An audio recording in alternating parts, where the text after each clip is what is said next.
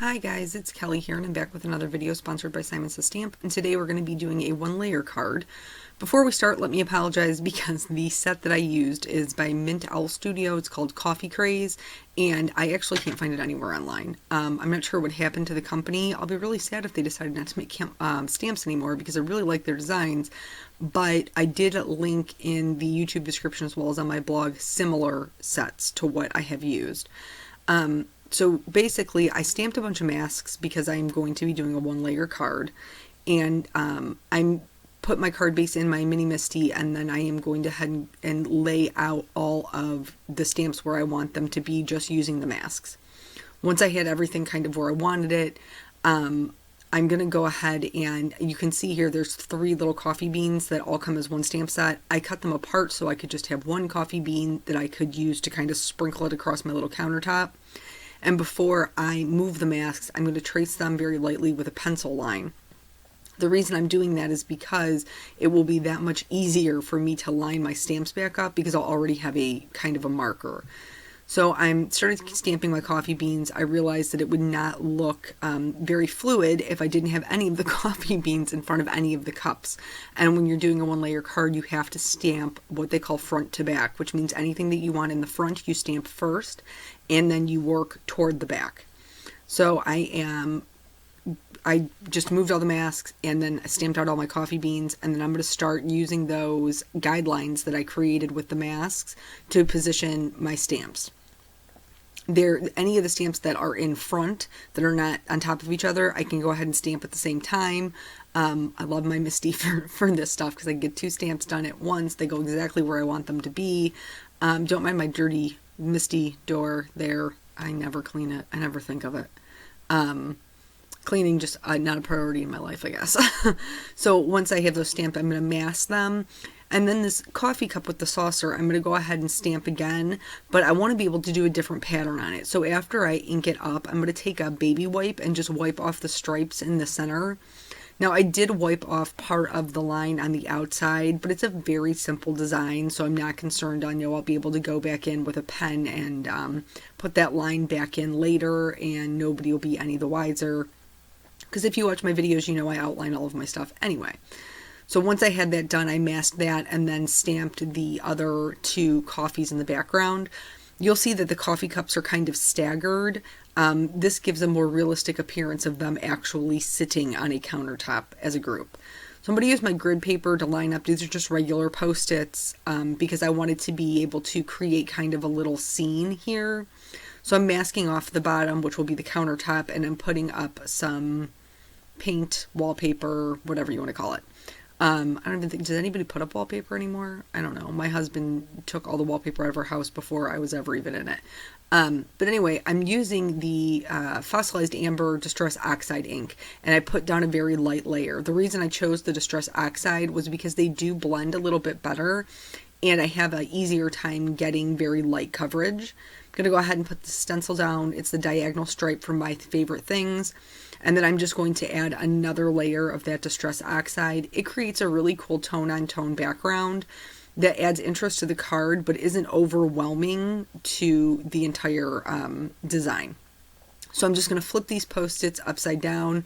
Now, typically when I use Distress inks, I have a really hard time getting anything to stick to it right after I've inked them. I did not have that problem with these oxides. I don't know if it's because they dry faster. I don't even know if you can emboss with these. I never paid enough attention, to be honest. But then I went ahead and put down some iced spruce, which is a greenish color, but it's really more gray. So I felt like it was a good neutral to start with. Before I was talking about going back in and fixing any of those areas with a Copic Safe pen. That's what I'm doing now. Anywhere, like I didn't mask out the inside of my coffee handles, so I had to add some lines back in there, and then the little ice cube part. And then my mojo has really been suffering, guys. I don't know what it is. I'm just having a hard time coming up with anything I really wanted to do or use, anything that I loved. So when that happens to me, I kind of go back to the things that I loved about card making to begin with. One-layer cards, rainbow coloring, always makes me happy. So that's basically what I am doing here. I like doodling. I like adding things to my cards that make them my own, that make them a quote-unquote Kelly card. And you can see my doodling is not perfect. These little chevrons that I'm drawing here are not, they're not awesome. They're not amazing. I mean, you guys, my circles aren't perfect, and I'm fine with it. I think that it gives the card character. I think that it makes the little cups charming. So I'm not even stressing about it. And if you are making a card and you want to add some doodling of your own on there and it's not perfect, you shouldn't stress about it either. So basically my game plan is, because I wanted them to be rainbow and I didn't want the rainbow to be like overpowering, even though I love me an overpowering rainbow. Not everybody does. So I decided I was going to go in and do the shading, the majority of the shading with my cool gray markers. So that way the cups would be white, or the stripes would be white, depending upon how I went along with it. And I'm adding just a little bit of reflective light, so you can see I'm not taking my shadow all the way to the left-hand side. I typically shade things as if my light source is in the top right-hand corner. You do whatever's comfortable for you. That's just the way that's comfortable for me. So I'm adding that shading, blending it back out with the C3. I only ever went as dark as a C5. You can go darker and still get an object that appears white. This is C5's just usually my cap off point. So I'm shading basically each of the cups almost exactly the same way. All the shading is going to be on the left-hand side. I'm leaving that little bit of line of reflective light on the cups that are closer to the front. So the chevron mug, this little one with the rainbow on it. And then I'm also shading the inside of the handle for each of those coffee mugs. For the rims, the back rims of the mugs, there would be a shadow actually on the right-hand side, because the light's going to be coming in from the right. So that area would be overshadowed. And then the highlight would actually be on the left of the rim. So for this one here in the back, well, I should say the one in the front, I only used a C3 and the C1 because it's up front. Anything darker naturally falls into the background and it's going to add to the appearance of it being behind the other objects. So I used a C1 and a C3 on the top one. On this back one, I'm going to use the same, the 1, the 3, and the 5, but I'm going to be a little bit more heavy-handed with my 3 so that it, again, makes it just a little bit darker than the mugs that are in front of it, and also helps to push it into the background to really just add to that dimension that I'm trying to get on the card. I'm not going to show you this other striped mug because I colored it the same way and you already watched that. So this one, this iced coffee one in the background, I did use all 3 colors, the 1, the 3, and the 5. It just was a little bit different because there's ice cubes in that mug, and that's also why I didn't add a pattern to that one. So I did the C3 and the C1 kind of right over the ice cubes, because when water freezes solid, it does give the appearance of being white, so I wasn't that concerned about it. But for the C5, I only added it to where the cup is inset, the lid of the cup is inset, and then just a very teeny tiny bit on the left-hand side and underneath that lid, and then blended that back out with the other colors, just using those flicking motions. Same thing that I pretty much always do on every one of my videos, but I did feel like I lost a little bit of depth, so I went back in with the C5 and just added it to the areas that I felt like would be darkest. And even then, it's just a couple little flicks of color. So here's my rainbow. This is what the colors that I have picked because I do like bright colors. You could definitely go with something more subdued. For the majority of them, I'm really just filling in the lines that I've drawn. So I'm not adding any shading. I'm not doing anything fancy. I'm just filling them in rainbow order. Once I did this, the little teeny tiny mug, and then I switched to the one on the right, just filled those in. The only reason I stopped here to show you was because I decided I wanted the colors to flow into each other, because it goes from green to purple. So I didn't plan this, and typically I pick my colors a little bit better. These actually didn't work bad, but I just had to kind of work that blue in the center to mix the green with the green and the purple. I filled my circles in just completely one layer with the color. And then for this one that had no pattern on it, I didn't really know what I wanted to do. and I kind of sat around and hemmed and hawed, and I edited out a bunch of video of me just tapping my fingers along with the beat of my Pandora because I didn't know what I was going to do here. And basically what I ended up opting for was a rainbow blend. Again, I didn't pick these colors based on how they were going to blend with each other. I picked them because they were bright and fun and pretty, and they made me happy.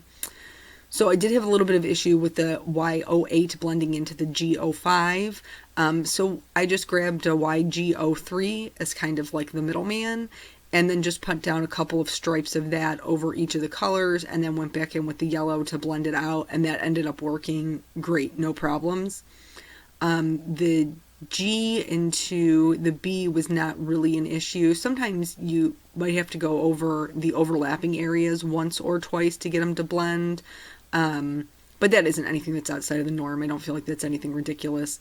When I was coloring the rainbow cup, I did skip the ice cubes because I wanted it to appear as if it was a rainbow cup that was clear.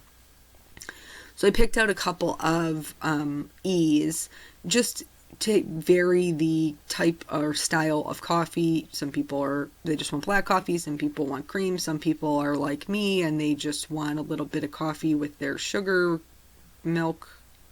Yeah, I put a lot of sugar and cream in my coffee, but it makes me happy. So anyway, so here for the beans, I didn't mask the beans. I put the ice spruce right over it, and except for the one that was underneath the mug because I forgot that my masks were in place, it's fine. They're slightly differently colored, but I don't feel like it makes that big of a difference. And again, I just added the shading to the bottom left hand side. For the whipped cream, I didn't want to go with the same cool grays. I wanted there to be a difference between the shading in the whipped cream and the actual cups. So I used warm grays, just a warm 1 and a 3. And I didn't completely cover it. I left a lot of the area white. I'm really just adding in the shadows. Once that's done, my coloring is done as far as the cups are concerned, but I needed to add in something to ground it. Not that it doesn't look like they're sitting on the countertop, but when you add a shadow at the bottom, and you don't even have to do anything, like this I'm trying to pay attention to my light source, but you don't even have to do anything this fancy. You can just do a couple of lines of a neutral or whatever you want your countertop to be. If you're doing a blue countertop, you could add some blue underneath them just to ground the objects, because they kind of look not so much like they're floating as they usually would when I stamp them on a white card base, but they could be more grounded. So I am doing my shadows as if it was coming from, the light source was coming from the top right, so the shadows would be down to the bottom left. You can see I left my whole process in here because I wanted you guys to see that it's not easy for me either. I have to stop, I have to think about it, I have to keep going back and making readjustments. And even then, it's not perfect, and I don't care. But that's just me. It doesn't need to be perfect. Nobody is perfect. It just, as long as I'm happy with it and the way that it looks makes sense at the end of the day, I'm down. I think it's good to go.